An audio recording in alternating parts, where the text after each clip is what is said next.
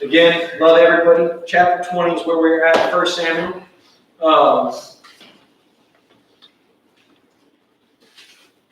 One of the things I did leave out, and I guess it's really not probably that important. Yeah, well, it's not that important. Okay, chapter 20, verse 1. Ready? Then David fled from Naioth in Ramah and went and said to Jonathan, "What have I done, and what is my iniquity, and what is my sin before your father that he seeks my life?" So Jonathan said to him, "By no means. You shall not die. Indeed, my father will do nothing, either great or small, without first telling me. And why should my father hide this thing from me? It is not so." So literally, David went and said, "Hey, listen, man, your dad was trying to kill me at your sister's house." Right? And Jonathan's like, wait a minute. He's never, last thing that, because if you go back, last thing that Saul says to Jonathan is, man, do not worry. No, by as long as God lives, not one hair on David's head will be touched. Yeah? And then turns right around and says, all right, all of you guys sneak over there during the middle of the night and kill David. Right? David escaped, comes to tell Jonathan what's going on. Jonathan can't believe that his dad would have done it without telling him.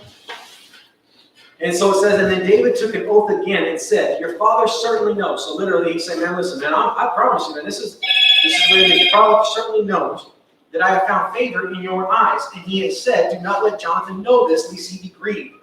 But truly as the Lord lives and as your soul lives, there is but a step between me and death. So Jonathan said to David, "Whatever yourself desires, I will do it for you." And David said to Jonathan, "Indeed, tomorrow is the new moon, and I shall not fail to sit with the king to eat." So custom was that every time there was the new moon, for 3 days they would have feast. Okay? The new moon harvest, there's all these different things like that throughout history that we've kind of have heard about, and sometimes you can see it on the calendar still. It's still yet to this day. A lot of that comes from back then. And so what they would do is that the king and all of his commanders, all of the highest ones up, would all come together, and they would all sit around, and they would all eat together. Okay? Every one of them. So if you did not show up, that was not an okay thing. Okay? Unless there are 2 reasons why you don't show up. One of them was if you're unclean. And then your only excuse for that one day, which you do, make a sacrifice and go through the ritual, and that doesn't take it's less than a day for that to take place. So that by the next evening you would be there. The only other reason why you would not show up is if you were dead. Okay? So those are the only 2 reasons why you would not show up. So he tells them, says, listen, it's going to be the new moon, and I should not fail to sit next to the king to eat. But you let me go, that I may hide in the field until the 3rd day at evening. So in other words, he missed all the feasts, yes? If your father misses me at all, then say, David earnestly asked permission for me that he might, didn't happen, all right. Ask permission that I might run to Bethlehem, his city, and there is a yearly sacrifice and for all of the family. And say that it is, and if he says, thus it is well, your servant will be safe. You know that I'm safe. Yeah? But if he's very angry, be sure that evil is determined by him. Therefore you shall deal kindly with your servant. And every time he's saying servant, he's referring to himself. Yeah? And guys, if you understand, David has more prestige, has more than any of them. And he is anointed the king. And yet how he lives it himself is at that moment, Saul is still king and Jonathan is still the king's son, and then therefore I am their servant. Yeah?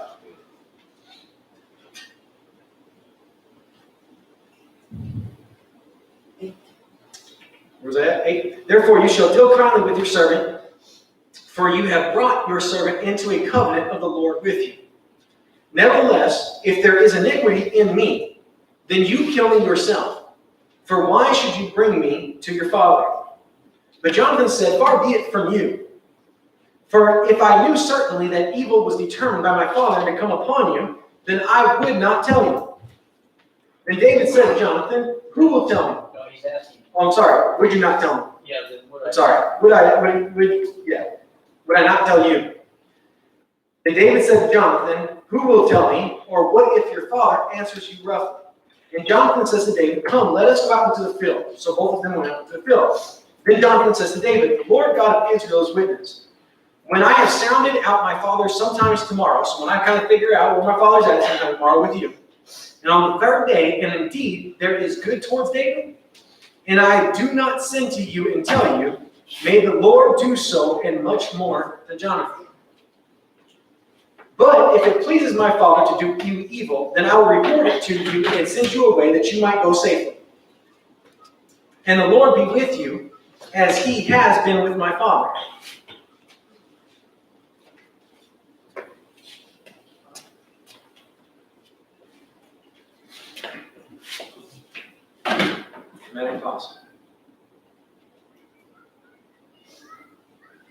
If he's seeking to bring you any kind of evil, then you go. Yeah? And may the Lord be with you, just like the Lord has been with my father. Now, what does Saul live this whole entire time? Everything but that reality.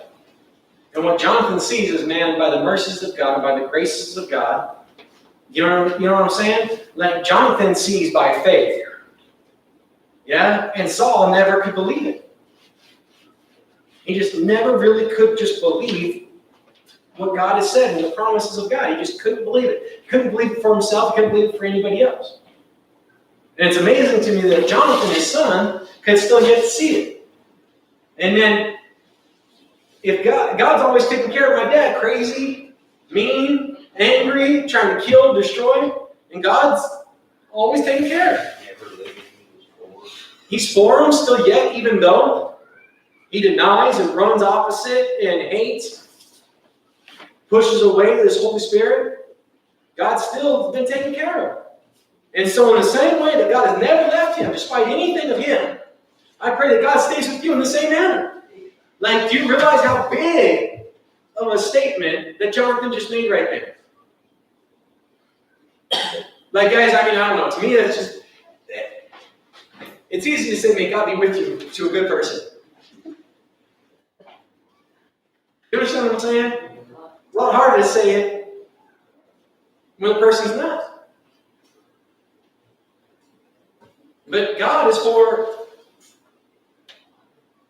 guys, really, honestly, he's for everybody still yet while they're still yet in this life. They're still breathing air. God's mercies and his grace is still abounding at that time. God is still yet, I don't care what they're going through, I don't care what happens, I don't care what has happened or what will happen. God is still yet, and he's still taking care of you as long as you're on this earth and you have the opportunity to hear and believe. Yeah? Now, if they don't believe and then they die, that's a whole other thing. But as far as right then, it is still that way. And it was beautiful to me to see Jonathan say that and say it in such a surety. And for his father, and belief and hope, I do believe also for his father and his father's salvation, deliverance at some point. Because he could see that God was still always for him. Yeah? And I believe that Jonathan really wanted his dad delivered. And if you realize too, he's made statements over and over that his dad ain't believing. Yeah? But just because his dad ain't believing it doesn't mean that God's changed. Okay. Yeah? And I think that's just, to me, that's unbelievable insight of the Holy Spirit for John. Yes. To be able to see that. So, okay, where are we at? Lord, with you before 14. And you shall not only show me the kindness of the Lord while I still live, that I may not die. But you shall not cut off your kindness from my house forever. No, not when the Lord has cut off every one of the enemies of David from the face of the earth. You know what he's really saying right here? No? If you don't, just tell me so that way I can tell you and we can go on. I don't see. You don't? Okay, so literally what he's saying right here is, listen, no matter what my dad tries to do to you, don't ever let, one, because they've already made a covenant with each other. So for those of you who were not here for that, David and Jonathan already made a covenant that no matter what happens, nothing would ever spiritually separate them in their love for one another and for the Lord. No matter what one did to the other one did, like, that was never going to be, because they made a covenant before the Lord that they were going to live it this way no matter what. See, I told you this phrase. I warned you. All right? It didn't hit you? Okay, good. Thank you, Jesus. I'm sorry, I lost it completely. So they're never going to come in. So right here, he's saying, listen, no matter what comes out of this, no matter what happens, that he's making David swear, listen, you will never cut off your love from my family. Like, I might lose my life in this, my dad might lose his life in this, but man, if God gives me children, and you love them, you take care of them, you don't cut off the love of God from them. You don't cut off the message from them, and you keep it no matter what happens. So no matter physically, and no matter visually, physically, according to this world, whatever takes place, man, let the love of God in between your heart, because he knew that God's heart and David were together. So if David's heart was always for the good, which would be for God, for the family of Jonathan, then the gospel is going to be preached for that family from generation to generation. And he said, no matter, for as long as there is the family of Jonathan, let it be that way. As long as there's the family of David, let it be that way. Yeah? Which I have no idea. Maybe those families still exist yet to this day, the bloodline. I have no idea. But that covenant that was made right there, it is a really powerful statement that you should not cut off your kindness from my house. That's all of the lineage that's yet to come forever. No, not when the Lord even has cut off. So even if my family lives as complete enemies, man, you never cut off your kindness. Even though God will cut off every enemy of David from this earth. Every one of them will die and will go to hell. But don't let that kindness fail from my people. Unbelievable statement. He's not self-seeking in this. Him and his covenant with David, that's solid. Yeah? One other thing that David is submitting to, or Jonathan is submitting to right now, is the reality of, how David constantly has been saying, I'm your servant, I'm your servant. You know what Jonathan's confessing right here? You're king. You are the king. My dad's king right now, but you're going to be the king. And all your enemies, including my dad, eventually will get cut off. But don't let the house, my house, be cut off. Just because of all of that. To me, again, I'm amazed at Jonathan's face, guys. Like I told you guys, I think if I would have ever met him, I would have just loved the man. I think I would have just enjoyed being around him. I don't know if I would have been as brave and as strong of a battler as him as David, warrior-wise.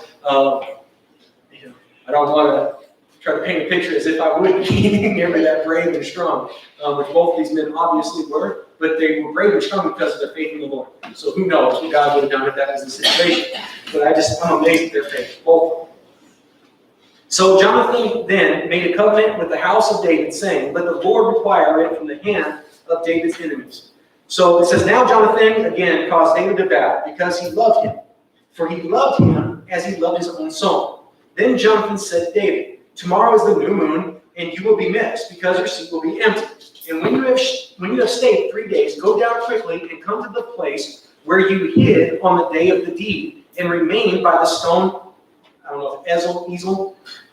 Then I will shoot 3 arrows to the side, as though I shot at a target.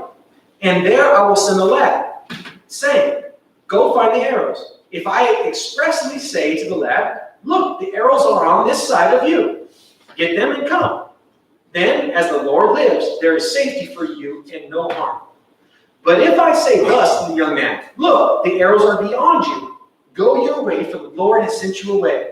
And as for the matter which you and I have spoken of, indeed, the Lord be between you and me forever. Do you know what he's asking for? Okay, and what he's asking for is may the Lord intercede forever and ever. And our houses. May he be between.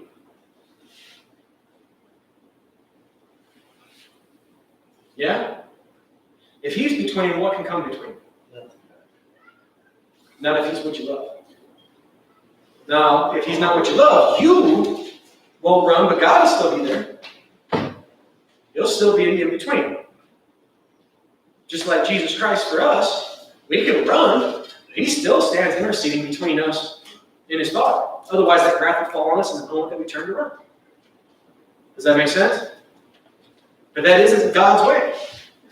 And so again, just amazing. It says, then David hid in the field, and when the new moon had come, the king sat down to eat the feast. Now the king sat on his seat, as just as at other times, on a seat by the wall. And Jonathan arose, and Abner sat by Saul's side, but David's place was empty. Nevertheless, Saul did not say anything that day, for he thought, something has happened to him. He is unclean. Surely, he's unclean. So again, as I told you before, there's really only two reasons why you would not show up. If you're dead, or if you're unclean. And if you're unclean, then you go through the process. You go to the temple, you go through the sacrifice, you would talk to the priest, there would be sacrifices made, there would be the process, sackcloth, ashes, possibly pending, this, that, and the other, whatever God's instructions are for whatever was taking place. Or maybe you just need to go take a shower. Okay. No. Just joking. And it happened the next day, the second day of the month, that David's place yet was empty. And Saul said to Jonathan his son, why has the son of Jesse not come to eat, either yesterday or today? So Jonathan answered Saul, David earnestly asked permission of me to go to Bethlehem. And he said, please let me go, for our family has a sacrifice in the city, and my brother has commanded me to be there. And now, if I have found favor in your eyes, please let me get away and see my brothers. Therefore, he has not come to the king's table. So Jonathan is the next in command, right? He's the king's son. So if there was anybody else that you would go to ask permission, it would have been Jonathan. Like that would have been custom, all right?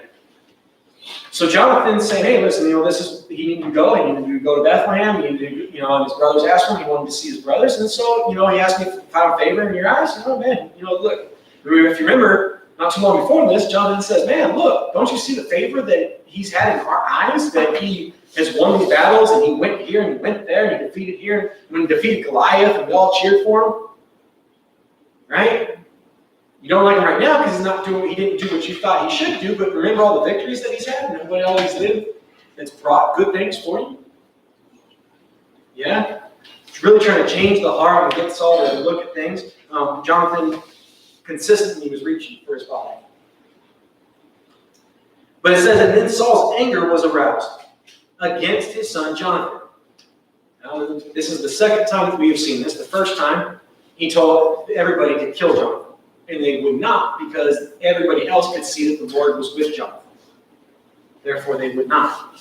Even though Jonathan had broken the law. Yes? But because God was with him, people said, no, we're not going to do it. And Saul did not. Saul was very, very angry towards him then. Yes? And we've seen like this kind of tick, tick, tick more and more. And here we have it again. And this is what he says. You son of a perverse, rebellious woman. Huh? Which? No, I'm just like. Which? No. It is funny because, who's really twisting? So perverse means to twist. Who's really twisting? Who's really rebellious?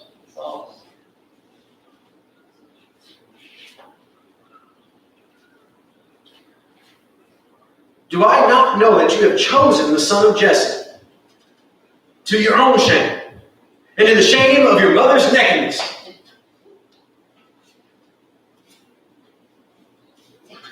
I won't touch that one, but to your own shame.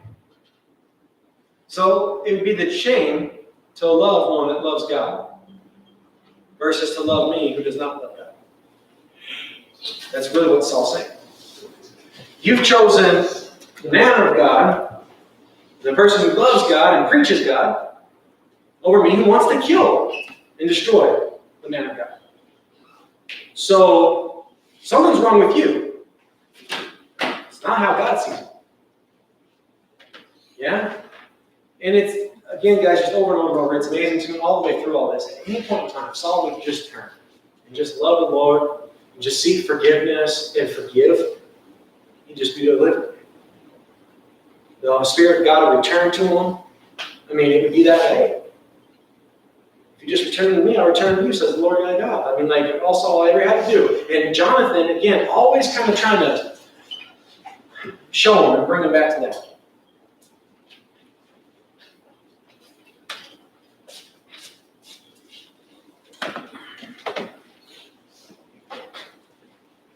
And then he tries to make this plea with Jonathan. He says, for as long as the son of Jesse lives on the earth, you shall not be established, nor your kingdom. You understand what he's saying right there? As long as David's alive, you're never going to have the throne. You're never going to have the power. You're never going to have the authority as long as David's alive. So your motivation should be for yourself, right? Now therefore send him and bring him to me, that I'll kill him. He shall surely die. So guys, again, how does Satan always try to play this? Condemn, fear, pain. Right? Okay, that's not working. Okay, live for yourself. Look how you can gain from this. By the way, what has God already said to Saul concerning the statement about being established in his kingdom? He said, man, if you just love me, it already is yours. That's what he told Saul. Yes? But because Saul would not, what did he tell Saul? It will not. Him or his son, no. Him nor your son. Never have it. It'll never be that right now. And in fact, I've already anointed another king. It's already all done. Ready to do it. Because you just won't love me. You just won't believe me. Yeah? Jonathan answered Saul, his father, and he said to him, why should he be killed? What has he done? Then Saul cast a spear at him to kill him. Saul was like carrying around a spear apparently all the time at this point in his life. Because every time he turned around, he's casting it at somebody trying to kill him. He was, by the grace of God, a horrible shot. And he's missed every time. Now, who knows? There might have been serpents up on the side of it, spear in their leg, or... Sorry. Okay, I'm sorry. Go to the comments.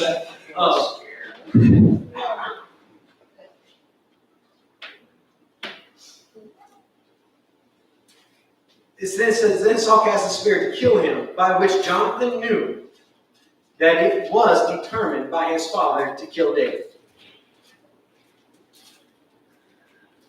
I think I would have gotten it before the spear got thrown at me, but hey, at that point, you're pretty well sure that this is what's going down here. So Jonathan arose from his table in fierce anger, and he ate no food the second day of the month, for he was grieved for David, because his father had treated him shamefully. Okay? And so it was in the morning that Jonathan went out into the field at the time appointed with David, and the little lad was with him. Then he said to the lad, now run, find the arrows which I have shot. And the lad ran. He shot an arrow beyond him. Then the lad had come to the place where the arrow was, which Jonathan had shot, and Jonathan cried out to the little lad, is not the arrow beyond you? And Jonathan cried out after the lad, make haste, hurry, do not delay. So Jonathan's lad gathered up the arrows and came back to his master. But the lad did not know anything, only Jonathan and David knew about the matter. Then Jonathan gave his weapon to his lad, and he said to him, go and carry them to the city.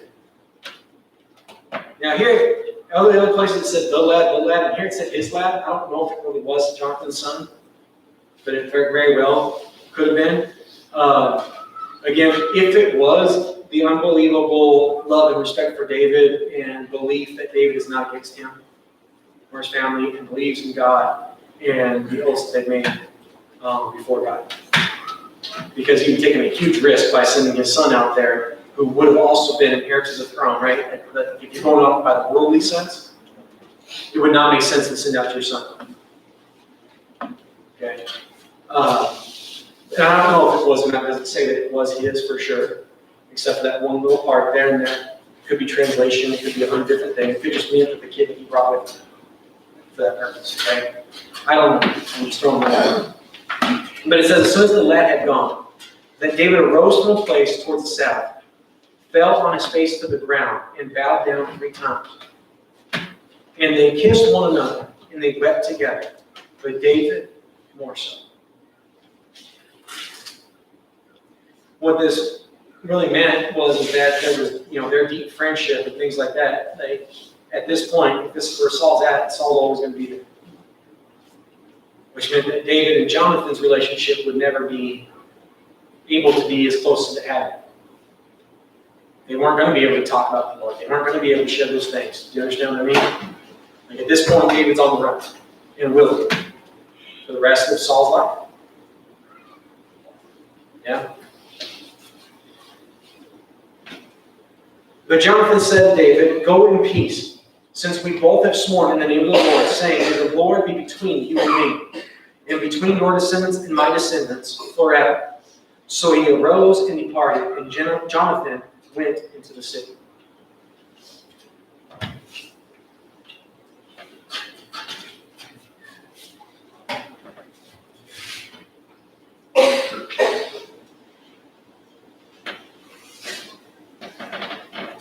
Now David came to Nob, to Amalek the priest. And Amalek was afraid when he met David. And he said to him, "Why are you alone, and no one is with you?" So David said to Amalek the priest, "The king has ordered me on some business and said to me, do not let anyone know anything about the business that you are on, which I send you, or whatever I commanded you." What did David just do? He lied to the priest. And he did it by means of the king. Which is manipulative, because the one thing that the priest would not do is question anything about that. If the king said it's this way, it's the way that it is. Now think about this in context, flipping this completely, okay, from the story of this completely into last night's class. If the king says it, it's the way that it is. What has the king said concerning your sins? Washed, purged, paid for, in full. Any question? But this one, no. What does the king declare? Who has power and authority to declare such a thing? The king. Yeah? And whatever the king says, and you know what? It's not a democracy. There ain't no vote to be had on the situation. The king has said that it's this way. The king says, "I have washed you." That was last night's class, yes? So then what are you? He says he washed away all your sins. So which way is it? Now you messed up. I messed up. We messed up. We don't deserve to be washed. But he didn't say, "I washed you because you deserve to be washed," did he? What did he say? You are washed. Guess what questioning there is to be had in that? He says, "I am the Savior for this world from their sins." Guess what? He is. Guess who else is? No one. He is. God did not say, "Oh, here are many different ways." He says, "I have one way, one truth, and one life. It is my Son, Jesus Christ." He is the way. There is no other way. There's no question. There's no fight. There's no argument. It's the declaration. It's that way. He has the power. He has the authority to make that declaration. It's not us making that declaration. It's He that made that declaration. Oh, you're just saying that it's all right. No, I'm not saying anything's okay. And as far as that, God said it's okay. God said that, man, we don't have to let not your heart be troubled. God, you don't understand. He's the king. Think he has to understand? Don't really have to. Now, if anybody does, he does. But he didn't have to. And when I say that he does, it's because he suffered through every single bit of it. He was challenged in every which way, right? I mean, guys, you know, the different statements that he makes, it's not a question. It's a fact. It's a statement of fact. And furthermore, guys, you know, God is the King of Kings, yes? I mean, he is the Lord of Lords, King of Kings, yes? Jesus said, in everything that I have spoken unto you, where did I hear it from? He said, I heard it from my Father. Therefore, I speak it to you. Because he said it. Now, he didn't have nothing to argue about it. And did many try to cause argument with him? Did many try to get him off point? What sin did they do what their parents do?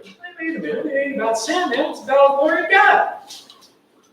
Because what did God say? Why was Jesus there? For God's glory. Why did he come and save us from our sins? For God's glory. Why has he ever brought any kind of healing? For God's glory. Yeah? And in all things, we are more than conquerors who believe, live, what he said. Yeah? So kind of coming back on some of the earlier conversations, guys, you know, about, you know, just the things that we have to face while we're sitting in this world. Guess what? If we just believe what he said, it's conquered. And sometimes it's hard. It's hard to live it that way. Yes? But the burden, notice, the burden is not living it really the way that he said. The burden is to not live it the way that we want to see it. His burden is not heavy. It's not what he said that makes it burdensome. It's us not wanting to live it that way that makes it burdensome. It makes it hard. See, if we just submit to it, okay, God, okay, you said it, it's that way. Because I don't know, I remember, you know, really when I was first saved, I didn't care about anything else besides that he saved me. And everybody could say whatever they wanted to about everything they knew about me. And I was like, yeah! But he said, I seriously felt like Elmar in, Brother Martha. Man, that pastor said that all my sin has been washed away. Even that Piggly Wiggly I knocked over. Wait a minute, you said you didn't knock over Piggly Wiggly. Wait a minute, I lied about that, but he washed away that one too. Yeah? And guys, you know, because I mean, it's him, man. The declaration is him. And, you know, okay, yeah, there's this, there's that. You can run every which direction. But then that's what God has said, and it's that way. And it's really neat here because this little moment right here. But, you know, David making that statement, though, the priest even understood the authority and did not question it. Yeah? Guys, for us, you know, our high priest is the Lord. And what he has said is that way, and there ain't no question. All right? So like I said, I know what that is not textually what's actually happening exegetically, but topically, and what we know as far as topic, I think that's a great point, and I think we can see it right here lived in the natural. And if it's that way in the natural, then how much more is it in the spiritual? You know, if we can see that naturally it's that way, then how much more spiritually can we see that it's that way? Yes? Good? All right. So now back to the context of what is actually taking place right here. So he says, and the king sent me with these orders, told me not to tell nobody nothing, what our business is, or where we're going, or what we're doing. And he says, so I directed my men to such a place and such a place. It's literally what he said. Such a place and such a place. Where is such a place and such a place? Right here. None of your business. The king told me not to tell nobody. Yeah? He says, now therefore, what do you have on hand? Give me 5 loaves of bread in my hand, or whatever can be found. So he walks up to the priest, knocks on the door, really lies about the whole situation, and tells him, listen, what I'm requiring of you, because the king has sent me, is for you to give me. Now, guys, I said in one sense that he's lying, but he ain't, because he's king.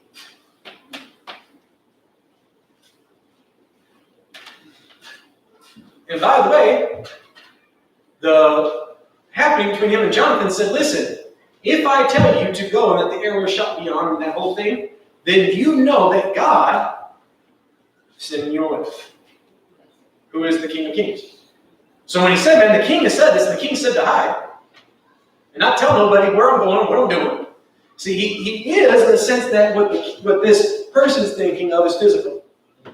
But what David's really saying is spiritual and is true. So I wanted to point that out too, because it's easy for us to look at physically what's going on and not know at all what the heart of something is. And we judge based on what we physically see and don't see what's in the heart. And if you remember earlier on, God said, I never did care about the physical of what's done and what's left undone. But what I always have cared about is the heart of man. And I'm the one who judges the heart of man. Because no one else knows what their heart truly is except for God. Yeah? You guys, we've talked about that before, but, there's different people that's been put in certain situations and they react a certain way. And it's easy for us to say, oh my gosh, they did that wrong. But you have no idea. You have no idea what the heart of that person was in that moment, what they were really going through, what was really going on. And it's easy to stand back and judge somebody when they didn't do something that you like. It's a whole different thing to understand that God's the one who's the judge of all those things, and to live the way that God says, which he says, man, it's done. I did it. I fulfilled it through my son. You ain't got to judge it. Let it go. Right? Living in his way is freedom. But I do want to point out here, though, the spiritual side of this, that, David really, on one hand, yes, but on the other hand, no, he really ate quiet. So he does say, man, give me 5 loaves of bread or whatever you can find. The priest answered David, and he says to him, there is no common bread on hand. So common bread would be bread that is just bought at the store, that brought in for the priest and whoever else is living in the temple to eat. That's common bread. He says, but there is holy bread. Now, holy bread was purchased from the store, just like everything else, but it was consecrated. It was set aside for a purpose to be presented as though to God. And it's also known as the showbread. And so literally it would be set out on the table along with other items and other goods, including there was the lampstands and all the different things that we hear about. We also hear about later on in Revelations, makes reference to a lot of these things that was set up where the temple was, okay? Showbread was a part of that. Nobody was to ever eat the show or holy bread, whichever word you want to use there. No person was to eat of it except for the high priest himself. And those who were set aside, consecrated, laid hands on to also participate in them. They were the only ones to eat. No one else could. If they did, then they'd be saying that they were holy like God. Remember, the priests, before they ever did any of these kind of practices, what did they always have to do for themselves before they did it? Provide a sacrifice before they themselves even did, right? So they themselves didn't just go in there and be like, oh yeah, well, you know what I mean? Like, no, it was all by God and Christ and what he has done. Didn't approach God any other way, ever. He says, if the young men, common bread, none on hand. Holy bread, have some. If the young men have at least kept themselves from women. So young men, if you want to stay clean, keep yourself away from women. Is the moral of the story. What? Too late. You chose, Bob. No bread for you.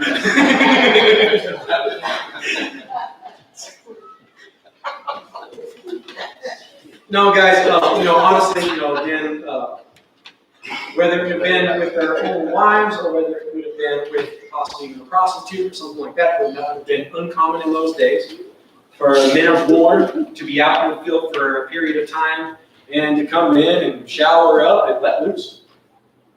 Okay? And so the priest is like, hey, listen, you know what, I'll give it to you, but they must have been clean. Right? And so one of these things is they can't be going running around town.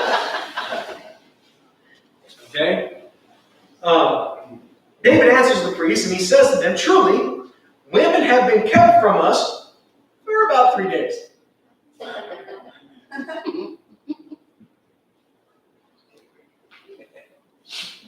At least that's since we left the city. So I can be pretty sure for the last 3 days, because we've been all out, that they've been away from women. And the vessels of the young men are holy. Do you understand how big of a statement that is? What is the vessel? What is, okay, maybe I should. What is a vessel? Something that holds something, right? And you fill it with something to transport that thing from one place to another. Yes? So such as water, you put it into a vessel, and you would take it around, right? And that water, what you would do is you go around and give it to those who need and need that water, yes? What is our vessel? Okay. Well, and yes, and I can't say no altogether, but really it is our soul. And it's what houses in our soul, is what we bring around to others. Yeah? And I think it is important to make that distinguishment. You see, listen, as far as the flesh, they've kept themselves from women for 3 days. But as far as their vessel, they are holy. They have been set aside unto God. These men believe in God, is what he's saying. He's not saying that these men are perfect. For at least 3 days, they haven't been running around. Whatever happened before that, I can't speak for, but the one thing I do know about every single one of these men that are with me, is these men have been set aside unto God to be made perfect. These men believe God. And again, the faith, he's not blind. He's not trying to make his men some sort of perfect saints. Yeah? But he is making this true statement that his men believe in God. And by the way, there is no way that these men would have followed David, at least they believe in God. And the bread is in effect common. So David makes the statement, the bread is in effect common, even though it was consecrated in the vessel this day. So truthfully, bread is just bread. And what it was set aside for is the vessels this day. That's why God had it there. It wasn't to be shown on the table. It was for the men of God this day. Now, you do understand by the Levitical law that they're breaking the law. Showbread is not to be eaten by anybody else according to the Levitical law, period. So if you're going to live it according to the law, him, the priest, and everybody else will break it. But they're not living it according to the letter of the law, which would only bring death. They're living it according to the Spirit, which brings life. Because the bread was nothing more than a representation of what Christ was. And that he was the living bread. Yeah? It had nothing to do with the physical. So the priest gave him the holy bread. Now notice the priest always still looks at it as holy. Even though David said it was. Okay, I'm sorry. For there was no bread there but the showbread, which had been taken from before the Lord, in order to put hot bread in its place on the day when it was taken away. So this bread had been removed from the table to be replaced. And he goes ahead and gives them that, but according to the Levitical law, even that was not that was a no-no. Okay? And I just want to point that out again, guys, because with God, again, it had nothing to do with morality, it had everything to do with faith. Now, a certain man of the servants of Saul was there that day, detained before the Lord. And his name was Doug? Doesn't have the U, so I'm not sure how they would pronounce it. It's D-O-E-G, so I'm not sure exactly how they pronounce that. But he was an Edomite, the chief of the herdsmen who belonged to Saul. And David said to Amalek, "Is there not here on hand a spear or a sword? For I have brought neither my sword nor my weapons with me, because the king's business required haste." So since the king's business required that I move fast, I didn't bring none of my stuff with me. Is he lying? Yes? No. Going physically, it wasn't King Saul who sent him in haste. On the other hand, because of King Saul's hatred, God had sent him away in haste. Yeah? So the priest says, you know what? I do have one. The sword of Goliath, the Philistine. And matter of fact, that's the Philistine who you killed. There it is, wrapped in a cloth behind the ephod. If you will take that, take it. For there is no other except that one that is here. And David said, there is none like it, so give it to him.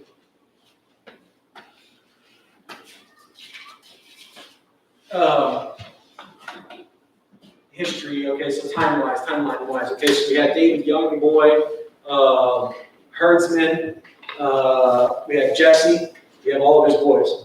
We have Samuel, we have Saul. Yes, Saul continues to live against God, not believing God's for him, always living for himself. God cuts him off, comes to Samuel, tells Samuel to go anoint a new king. He goes to Jesse's house. He's told where to go, what to do. He does it. All the boys are brought in front of Jesse. Jesse says, man, I have no more sons.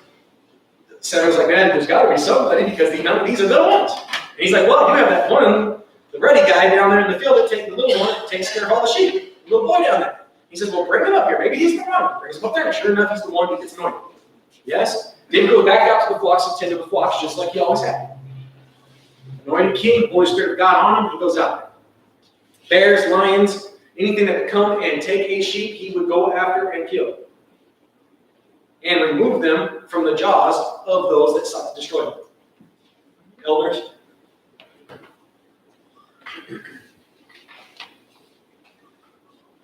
Saul, troubled spirit. Servants of Saul said, you know what? Many times when people are troubled, music helps heal the soul. So let's get somebody, and there ain't no more beautiful instrument that exists in the world besides the harp. So go find somebody that plays a harp, and have them come in and heal the soul. So they said, you know what? There ain't nobody I know that's better than the son of Jesse. Go get him. So the little boy comes, plays the harp. As soon as Saul felt better, he'd go back and tend to the sheep. This goes on back and forth. All of a sudden, days of the Philistines, the wars, their camp, so forth, so on. David sent by Jesse to go bring, what was it, cheese, bread, and something else. I think there was 3 things, maybe not, maybe there's cheese and bread. I think the cheeses were for the captain, right? And the bread was for the boys. David goes. That's when he hears the Philistine Goliath that is taunting, saying these things against the armies of God. David's like, wait a minute, man, we're the armies of God. What are you guys doing? Everybody else that's around the boy, his own brother, gets mad at him. So all that transpires, yes? David goes out there, David kills him. David is not big enough or strong enough to carry the arm or to carry the sword. So he drives across by his head, kills him, but he brings it up and puts it into a tent. Yes? And it's assumed, my thoughts was that it was Saul's tent, by the way that it was kind of worded. Nonetheless, evidently, it was left there. The priest there wrapped it up and set it inside the temple. It's been sitting there all this time. Now David, many years later, all these other events have taken place. Yes? So now David is a man. Now he can carry the sword. The sword was not little by any means. So David himself, I have no idea, but he was very strong. It said that if he was able to wield such a sword. Okay? Can't remember exactly what all the weights and measurements and all the different things were, but definitely, he's definitely a man now. So it says that David arose, fled that day from before Saul, and went to Achish, the king of Gath. And the servants of that king said to him, is this not David, the king of the land? Did they not sing to him to one another in dances, saying, Saul has slain his thousands, and David his 10,000s? Now David took these words to heart when he heard them. And he was very much afraid of the king of Gath. So he changed his behavior before all of them. And he pretended madness in their hands. He scratched at the door of the gate, and saliva came flying out of his mouth all over his beard. Then the king said to his servants, look, you see the man is insane. Why have you brought him over here to me? Have I need of a madman? That you have brought this fellow to play the madman in my presence. Shall this fellow come into my house? David departed from there and escaped and went off into the cave, and we'll pick up there next week. Okay? So David leaves, has the sword, has his men, goes to this other place, gets identified. People recognize who he is. Right? Or at least they think they do. So then he plays the bad man, because he hears them. He's like, man, they're going to kill me. Right? So he plays like he's crazy and insane, and they're like, wait a minute, that must not be David. Get him out of here. Yeah? Normally what would happen is that you would take a person like that and you would throw them outside the gates. So he got transported and delivered into safety. I'm playing imagine. I'm playing crazy. Alright? Alright guys, I love you. I'm right there at time. Man, guys, God is love us. God is all power. He is all authority. And He has done and He has declared that He is the King of Kings and Lord of Lords. And when I say He, I'm talking about Jesus Christ right now at this moment. He has declared that His Son is the payment and atonement for all of our sins. Yes? No question. Yeah? He is the conqueror of hell, death, and the grave. There's no questions. He is at the right hand of His Father. No question. And all who believe in Him will be together with Him and be with Him for eternity. No questions. Yeah? So guys, man, let's just love Him. Right? Hope, again, we enjoy the story, the history, some of the points. Again, guys, even in the face of all the different things, and I told you guys last week, with Jonathan there, I do really understand, I feel, and I know that many of us have had to deal with this as far as family relatives that have not believed on the Lord and our desire for them. Don't ever stop that desire for them. Pray. And if anything you pray wrong, don't worry. Holy Spirit will intercede on our behalf. He'll pray the right way. Because the Holy Spirit knows the heart of God, and God knows the heart of the Holy Spirit. So guess what? If two of them ain't going to get it wrong, it's them. Yeah? I don't always know what it needs to be. God does. Yeah? I don't always know why. God does. He didn't say that we would ever figure out all of those things. He said, trust in the Lord thy God. And love the Lord thy God with all your heart. And by the way, the trust part, he said it's only trust in what God says. Only trust in me. Yeah? Lay up your treasures in heaven, not on this earth. All the things of this earth will pass away. Things that are in heaven never will. Let that be what's valuable. Let that be our treasure. Yes? Let's love Him and the things that came from Him, which is His words, and His Spirit, and His Son. And those things we can do. We may not be able to do a lot. We may not be able to change anything. We may not be able to manage and micromanage anything and fix anything. The one thing we can do is we can love Him. And we can let Him. Yeah? And we can testify that is the way that it is. Yes? So I love you guys. I pray that you have a wonderful, wonderful week. I pray that you have a wonderful week. Yeah, I love you. Let's go forth praying, guys. Now keep your minds open.